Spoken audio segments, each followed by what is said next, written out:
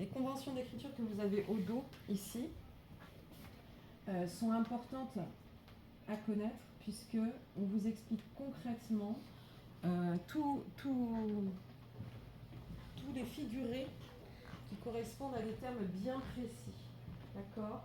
Le génotype, on le représente entre parenthèses, le phénotype entre crochets, les deux barres que nous allons représenter à l'horizontale ou inclinées, ce sont des paires de chromosomes, c'est-à-dire que chaque barre représente un chromosome.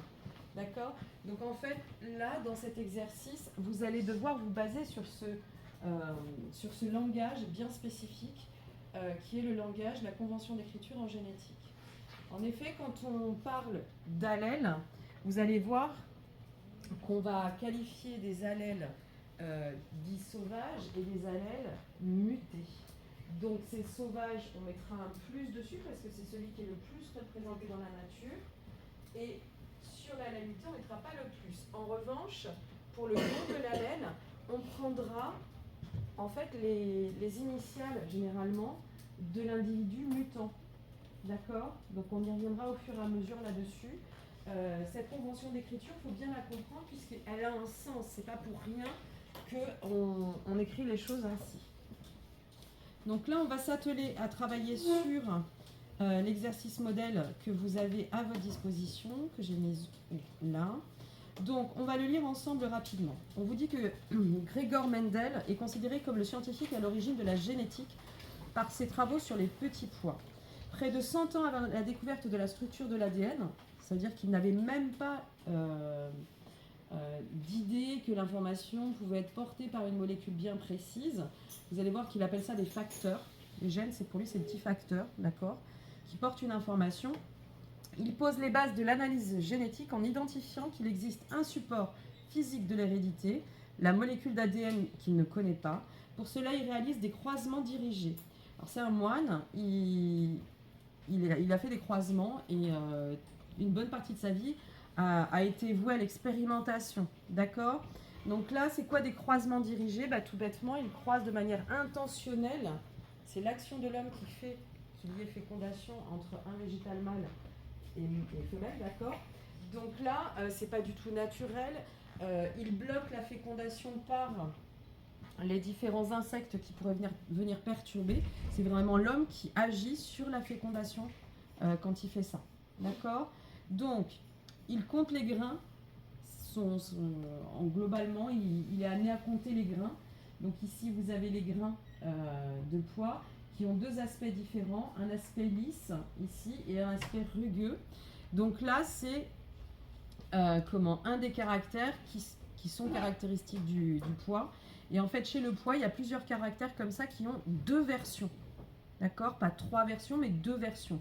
Et donc, c'était un outil intéressant pour lui pour essayer de voir comment se transmettaient de génération en génération les caractères qui étaient ceux du pois ici, mais qui auraient pu être adaptés, c'est ce qui a été le cas par la suite, à n'importe quel être vivant à reproduction sexuée. D'accord? Donc là, on vous donne comme consigne, et ça vous le notez bien, qu'à partir du document, vous devez déterminer que le caractère lisse ridé du petit pois est porté par un gène présentant deux allèles. Ça, c'est ce que vous devez montrer. D'accord? On vous demandera toujours de démontrer quelque chose en génétique. Donc là, en l'occurrence, on doit démontrer que le caractère lisse ridé du petit pois est porté par un gène présentant deux allèles. Donc, l'aspect du pois, un gène, deux allèles. D'accord? Donc là, en fait, on doit également démontrer que l'un des deux allèles est dominant, l'autre est récessif. Donc, expliquer les proportions obtenues en F2. Donc, on doit déjà démontrer qu'il y a un gène, deux allèles, un dominant, un récessif, et en plus, démontrer les résultats que l'on obtient dans le croisement qui est présenté. Donc là, différentes informations vous sont présentées. D'abord, les croisements effectués, vous les avez sur la droite du document ici. D'accord? On prend P1, P2, on les croise, on obtient une F1, et ensuite on fait F1 qui s'auto-féconde, on appelle ça une F2, c'est-à-dire F1 fois F1, et on obtient donc une descendance ici qui vous est montrée. Donc là, on vous dit qu'en 1854, Gregor Mendel mène des recherches dans le but d'améliorer les plantes. Il choisit le pois comme plante modèle. Pour Mendel, un caractère de la plante peut prendre 2 traits différents, 2 seulement. Graines lisses ou ridées, vertes ou jaunes, etc. Il y a plein de caractères comme ça qui sont entre guillemets bivalents. Mendel sélectionne les lignées pures, c'est-à-dire des plantes dont les caractères sont stables sur plusieurs générations. Il réalise de nombreux croisements entre plantes qui diffèrent par 1 ou 2 caractères et étudie statistiquement les caractères de la descendance sur 2 ou 3 générations. Donc là, en fait, à l'époque, on ignore la mitose, la méiose et les chromosomes et les gènes et l'ADN. Tout ça, on ne sait pas. D'accord? On ne sait pas ce qui se passe. Les microscopes, ils grossissent, mais pas tant que ça. On ne sait quasiment rien, d'accord, sur la génétique. Donc Mendel, il va révolutionner vraiment ce que l'on pense au niveau des filiations, des caractères de génération en génération pour expliquer justement comment se transmettent ces caractères. Donc, comme toute théorie, on commence par un point et ensuite la science vient s'améliorer. C'est ce qu'on avait vu l'année dernière avec l'âge de la Terre, d'accord? Vient améliorer, les techniques s'améliorent et hop, on vient valider encore plus une théorie où on vient l'infirmer si jamais elle n'était pas juste. Donc, en 1966, Mendel publie son mémoire « Recherche sur les hybrides végétaux » dans lequel il formule 3 lois intervenant dans la transmission des caractères. La première, si l'on croise 2 lignées pures, tous les descendants de la première génération appelés hybrides F1 présentent un seul trait de caractère du caractère étudié, soit l'un, soit l'autre. D'accord? Il n'y a pas de troisième trait de caractère. La deuxième loi, c'est l'autre forme du caractère réapparaît en F2. Donc ça sous-entend que ce trait de caractère qui a disparu en F1 et qui a réapparu en F2, qui disparaît ici et qui réapparaît là, ça veut dire que ce trait de caractère, il était présent en F1, mais on ne le voyait pas. Soit il ne s'exprime pas, soit son expression est masquée par l'expression de l'autre information. Et chaque hybride ne reçoit que, par les gamètes qu'un seul facteur. Donc il ne dit pas gène, il dit un seul facteur. Il ne dit même pas allèle, puisque là pour le coup c'est allèle. Et les 2 facteurs se séparent durant la formation des gamètes. D'accord? Est-ce que c'est bon pour tout le monde là, au niveau de la lecture du document? Est-ce qu'il y a des choses qui ne sont pas claires? Ça va? Donc on va essayer de voir comment est-ce qu'on résout un exercice comme ça. Au tableau, je vais aller dans la non-exhaustivité, je vais tout vous mettre, mais pas tout rédiger. Parce que sinon ça va devenir un petit peu un fouillis. Mais je vais tout mettre sur le tableau de telle sorte à ce que vous voyez bien concrètement ce qu'il faut faire quand on raisonne sur un exercice de génétique. Donc, là, par rapport à ce qui nous est proposé, si je monte ici, c'est mieux. Par rapport à ce qui nous est proposé, l'hypothèse de départ qu'il va falloir valider, donc vous notez hypothèse à valider.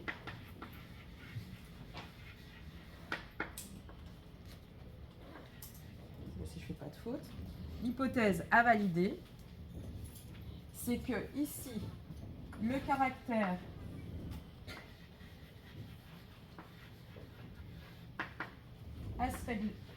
aspect du poids est gouverné par un gène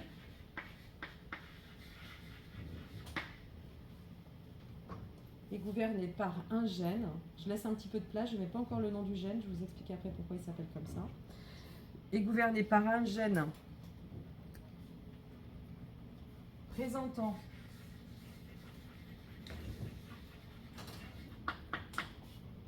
deux allèles. Donc, je ne mets pas le nom pour l'instant. Je vous explique juste après. Donc, je laisse là et là. Je mettrai les noms ici et là. D'accord? Deux allèles. Voilà. Et l'allèle est dominant. Tandis que l'allèle est récessif.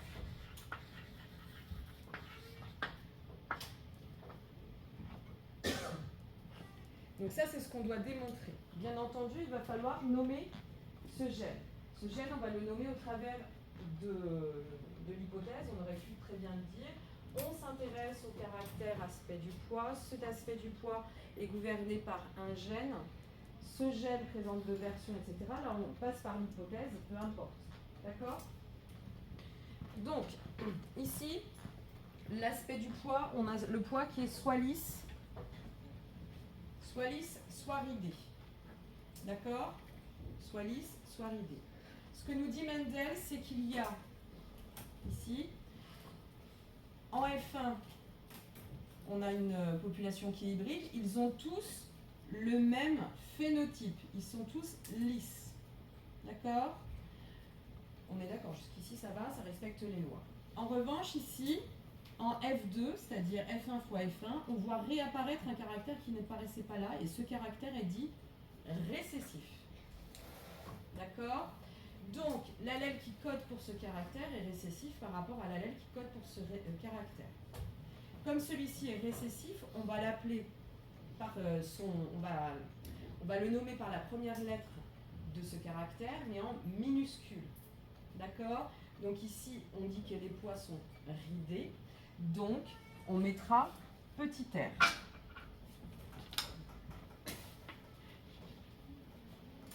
D'accord? Et ici, on a deux possibilités. Soit on met grand L, soit on met grand R, puisqu'il est dominant. Mais à ce moment-là, on le nomme par rapport, entre guillemets, au récessif, qui est nommé petit r, et on met grand R. Pourquoi on peut pas faire l'inverse, c'est grand L et petit L? Parce que c'est celui qui est le plus représenté, c'est le dominant. Et on base le nom sur le récessif. D'accord? Donc là, le caractère aspect du poids est gouverné par un gène. Généralement, on prend le même nom, gène grand R, présentant deux allèles grand R, petit r. L'allèle grand R est dominant, tandis que l'allèle petit r est récessif. On va rajouter quand même... Hop, oui, je me crée là.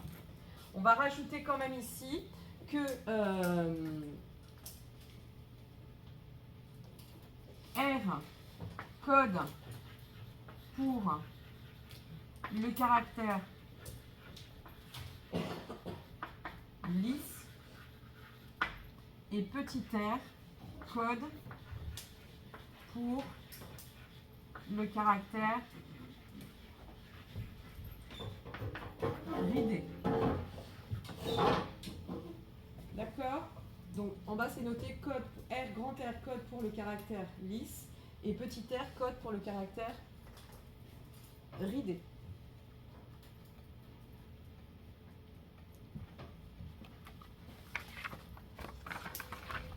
Donc une fois qu'on a fait ça, on a posé les bases de ce que l'on doit faire et on a posé les bases d'écriture de nos caractères, de nos allèles. Donc là, on a montré au correcteur que l'on sait où on va, on a écrit les choses. Ici, on a posé les conventions d'écriture au niveau du gène, des allèles, dominant, récessif. D'accord? Maintenant, il nous faut faire le raisonnement de génétique. D'accord? Donc, ce que l'on va faire, c'est que l'on va écrire les différents croisements, les différentes étapes pour aboutir à ce que l'on nous demande, c'est-à-dire démontrer qu'on a bien ça, parce qu'on doit démontrer qu'on a ça. Là, on l'a juste écrit, hein, on a juste écrit que l'hypothèse, c'est ça. Maintenant, on va devoir la valider. Donc, on va faire tout un raisonnement théorique pour valider l'hypothèse, et cette théorie, in fine, on va venir la confronter aux résultats expérimentaux, qui apparaissent en tout petit, je suis d'accord avec vous, mais qui apparaissent. D'accord? Je vais vous les montrer en plus gros après. Donc en fait, à chaque fois en génétique, on pose une hypothèse, on montre le résultat théorique qu'on devrait obtenir. Théorique, c'est les fameux 25, 25, 25, 25 qu'on a dans le cours. D'accord? On n'aura jamais dans la réalité 25, 25, 25, 25. Ça s'approchera, mais ce ne sera jamais exactement ça. Donc on aura toute la démonstration qui mène à ces résultats théoriques, les résultats expérimentaux, on confronte, c'est équivalent, l'hypothèse est validée, c'est différent, notre hypothèse n'est pas validée, il faut passer à une autre hypothèse. D'accord? Donc là, on y va. Par rapport, je peux refermer la truc là.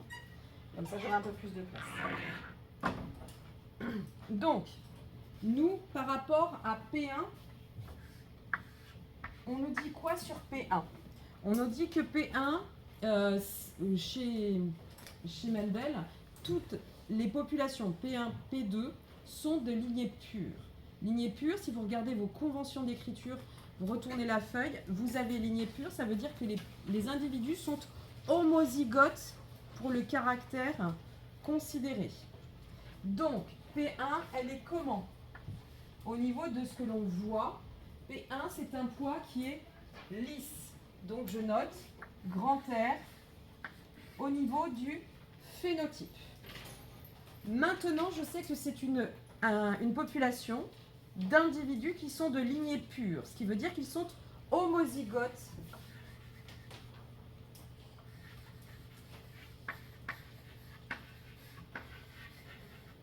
pour le gène qui gouverne, enfin le ou les gènes, hein, là il n'y en a qu'un, le gène qui gouverne le caractère étudié. Ce qui veut dire que si je dois représenter leur génotype, ils sont homozygotes, ce qui veut dire que leur génotype est grand R sur grand R. Je vous rappelle que les deux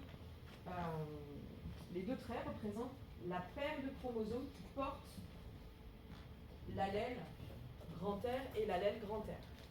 Quand essayer de savoir ce qu'il faut que c'était. On verra après. Je l'ai dit tout à l'heure, mais là pour l'instant on est dans l'exercice.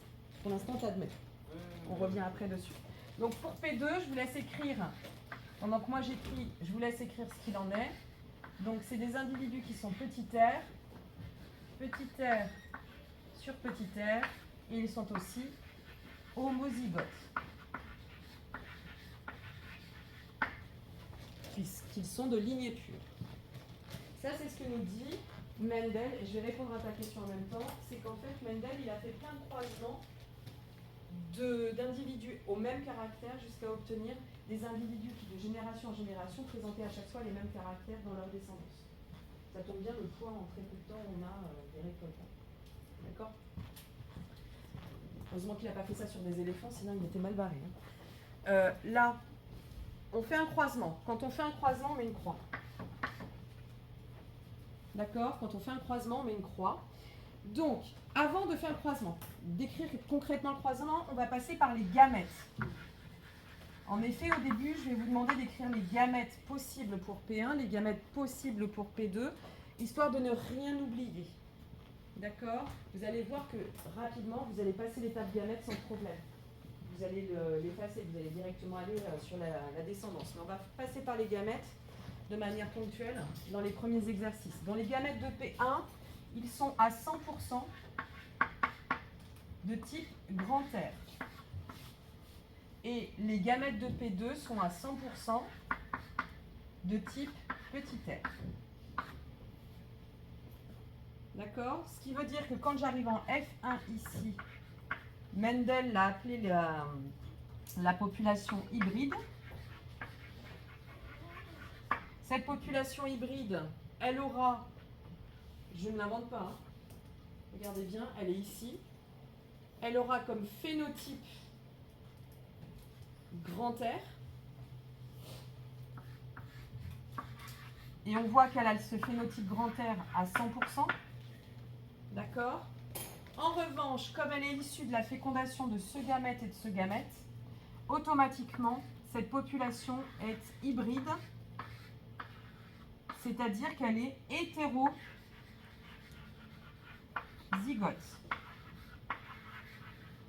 Tous les individus sont hétérozygotes. Donc, je vais revenir sur une petite chose, puisque là j'ai mis homozygote. Là, ce sont des lignées pures.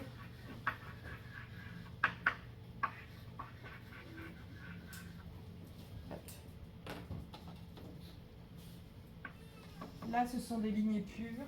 Là, ce sont des hybrides. Hop là. Ici. Donc là, mon raisonnement, il se passe bien, mais est-ce que j'ai vraiment démontré que cela dépendait, enfin, que le caractère aspect du poids c'est gouverné uniquement par un gène de version? Non, pas encore. Il me faut vraiment faire le croisement F2. Donc, pour le croisement F2, Mendel, quand on a F2 tout court, il faut savoir que F2 tout court, ça veut dire F1 fois F1, c'est-à-dire qu'on auto-féconde F1 entre elles. On aurait des mouches, bah les mâles fécondent les femelles au sein de la même population, c'est-à-dire on laisse les populations dans un bocal et ils s'auto-fécondent. D'accord? Là, c'est l'intervention de Mendel qui fait qu'il y a auto-fécondation.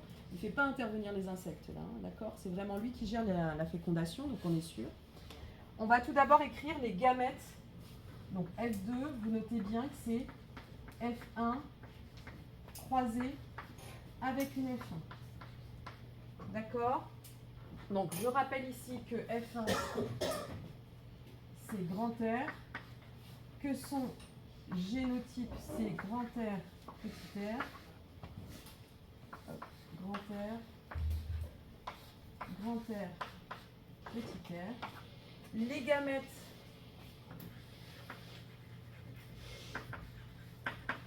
de F1 sont...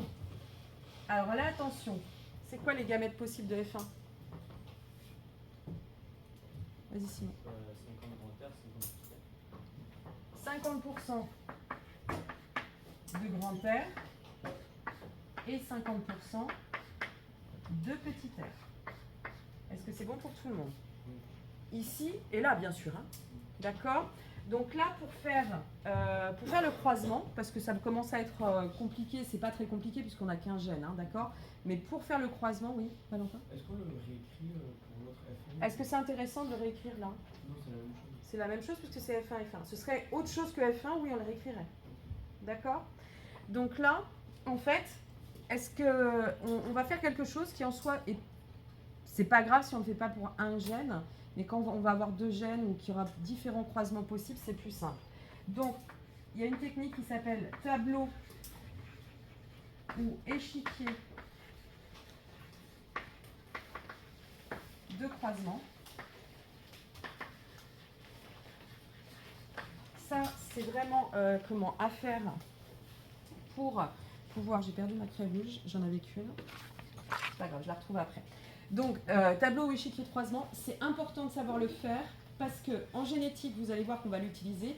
Et quand vous allez faire en enseignement scientifique Hardy-Weinberg, qu'on va refaire nous ensemble aussi, à ce moment-là, vous en aurez besoin et ça ira comme dans du beurre si vous avez compris comment ça se passe là. D'accord? Donc, ici, ce tableau, c'est un tableau à double entrée. Ici, je vais mettre les gamètes de la F1, de la première F1 que je vais croiser. D'accord? Donc ici, le gamète, on met le gamète grand R, le gamète petit r. D'accord? Je suis hyper exigeante sur la structure des échiquiers de croisement. Pourquoi? Parce qu'en fait, au bac, c'est pas moi qui vous corrige. Vous pouvez tomber sur quelqu'un qui est aussi exigeant que moi. Il faut que ce soit parfait. D'accord? Donc là, je mets 50%. 50%.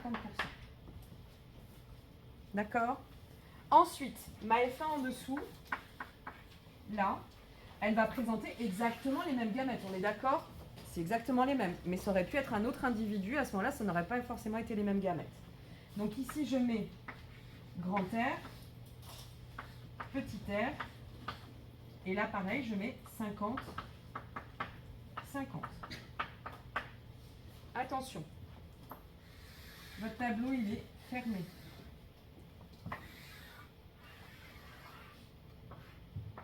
Je suis au tableau, donc les traits ne sont pas tirés à la règle, mais vous, c'est tiré à la règle et c'est soigné. D'accord? Quand on présente des résultats, on présente correctement les résultats. Donc ensuite, tout bêtement, je vais faire le croisement. D'accord? Donc là, vous levez le nez, vous n'écrivez rien, vous levez le nez, vous regardez bien comment je fais pour ne pas se tromper. Qu'on ait grand R, petit r ou petit r, grand R, c'est la même chose. D'accord? C'est juste, vous vous souvenez, c'est comme ça dans la cellule au lieu de comme ça. Hein. Donc ça revient exactement au même. Donc ici, je vais écrire tous les grands R du dessus. Là, je les ai tous écrits. Ici, j'écris tous les petits R du dessus. Comme ça, je ne me trompe pas. Et ensuite, j'écris les lignes.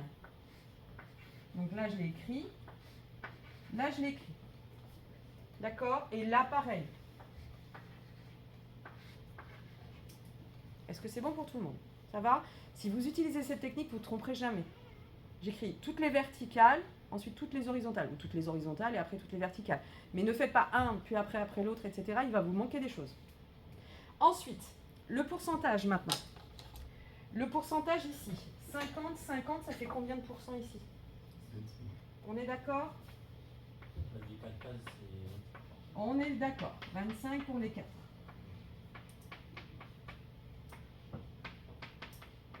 Ensuite, maintenant, il va falloir que j'écrive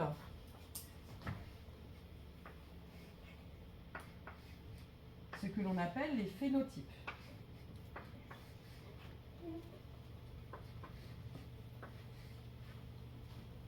Oui. Pour le premier, c'est grand R. Le deuxième, c'est grand R. En bas à gauche, c'est grand R. Pourquoi c'est grand R? Parce qu'il est dominant. Parce qu'on suppose que notre hypothèse est vraie, c'est-à-dire que grand R est dominant par rapport à petit r. Ça, moi, je ne l'écris pas là, ici. Mais vous, à un moment donné, il faut le dire. D'accord? Donc, grand R, ici. Grand R aussi. Yasmine, c'est bon? Et ici, petit r. Donc, ce qui veut dire que nous avons en proportion, nous avons des individus grand R à 75% et petit r à 25%. Est-ce que ça va? Donc ça, ce sont mes résultats. Tout ça, c'est de la théorie. D'accord? Basée sur une hypothèse. En aucun cas, je suis allée compter des poids, etc. J'ai postulé que mon caractère aspect du grain était gouverné par un gène présentant deux formes, c'est-à-dire deux allèles. Ces deux allèles sont pas équivalents au niveau de l'expression puisqu'on en a un qui est dominant, l'autre qui est récessif. J'ai postulé tout ça, j'ai fait mon raisonnement de génétique de base, puisque vous ferez à chaque fois deux bases comme ça. La seule chose que vous enlèverez peut-être, c'est ça. Là. Parce que vous irez un petit peu plus vite. D'accord? Et à ce moment-là, j'obtiens des résultats théoriques. Attention, ici, ce sont les résultats. Je sais pas où j'ai mis ma craie rouge du coup.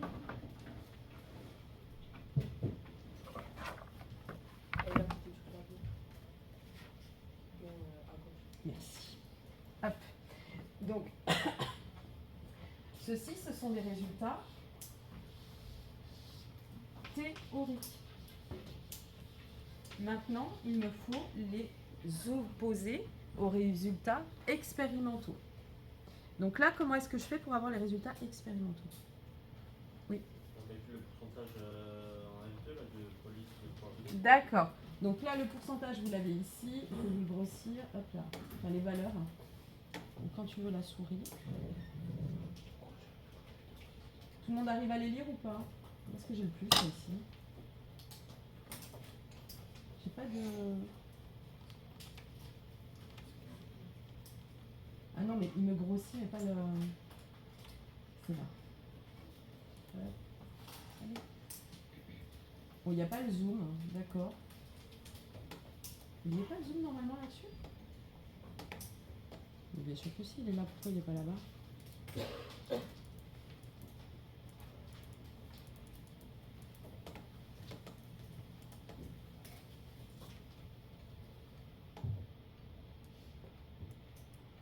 Bon.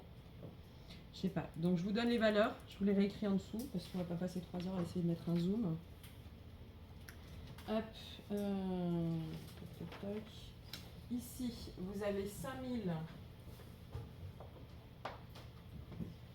Hop, hop, hop. 474. Et ici, vous avez 1850. Donc, 5574 pour grand R et pluriplicitaire. Je vous laisse calculer et vous me dites si l'hypothèse est validée ou pas. Non, mais moi je veux le calcul. Je veux le résultat. Tu l'as fait? Ça fait combien? Du coup, ça fait 1831 sur 7324, ça fait 0,25 pour petit r, donc pour idée. Ouais, et là? Et l'autre, donc, vous voyez, c'est 5493 sur 7324, ça fait 0,75. C'est bon. Donc ça, c'est expérimentaux. D'accord? C'est expérimentaux. Donc, votre raisonnement, c'est de dire, nous confrontons les résultats théoriques aux résultats expérimentaux, ils concordent, d'accord? On obtient autant en pourcentage de formes lisses que de formes lisses théoriques, et de formes ridées expérimentales que de formes ridées théoriques, c'est-à-dire attendues. Donc, notre hypothèse initiale d'un gène gouvernant le caractère avec deux allèles dont l'un est dominant par rapport à l'autre est validée. Oui. Mais ce que je ne comprends pas, c'est qu'on peut s'arrêter à la génération F1. On sait que la génération F1 est le grand thème. Oui. Sauf qu'il y avait une deuxième partie dans ta question. Pardon? Ouais. Ah oui, mais on est d'accord qu'on peut s'arrêter à la génération F1 si on a que quelques. Mais on sait qu'elles sont pures, donc après on sait qu'il y a un gène de chacun. Là, tu sais. Là, tu maîtrises. Tu es capable de justifier ça. D'accord? Mais en génétique, il faut des preuves au niveau des croisements et on va jusqu'au bout de ce qui nous est demandé. D'accord? On ne peut pas s'arrêter. Oui, non, Il faut être hyper rigoureux et aller jusqu'au bout. D'accord? Et les seuls résultats expérimentaux valables que tu as, parce que l'autre au-dessus, tu as juste 100%, tu n'as pas de nombre pour calculer en fait des choses. En fait. D'accord? Est-ce que c'est bon pour tout le monde? Ça va? Et je suis d'accord avec toi, c'est critiquable. Oui. Je comprends pas comment on a fait pour avoir 0,75. Maxence, tu nous expliques comment on a obtenu 0,20. Fallait faire le total de tous les individus obtenus. Donc ça fait 5474 plus 1850, ça fait 7324. Et ensuite, j'ai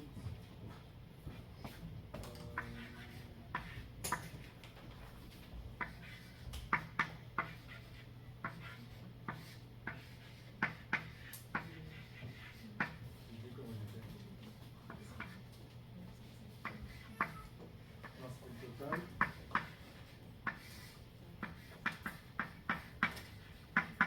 On divise par 4, le total. Ça nous donne le nombre de.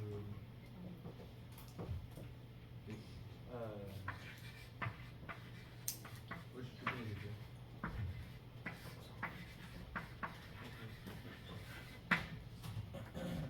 Ça fait 0,74. Ça dépend à quel niveau tu fais l'arrondi en fait sinon. Non, mais oui, 0,75, pardon. Est-ce que tu as compris là? C'est bon? Alors, c'est pas que Maxence t'as pas la bonne technique ou quoi que ce soit, c'est juste que t'as pas réussi à formaliser par les mots ce que tu avais réalisé comme exercice dans ta tête, de gymnastique Non, mathématique. si, mais c'est juste, je me suis mélangé parce que au début, j'ai dit qu'il n'y avait que 3 signes possibles parce que j'avais pas pris en compte, j'avais pas fait les deux R grand R et grand R, petit R. J'avais fait comme c'était une seule possibilité. En plus, ça faisait une chance sur 3 et une chance sur 4. Est-ce que c'est bon pour tout le monde? Ça va? Ok. Donc, là maintenant,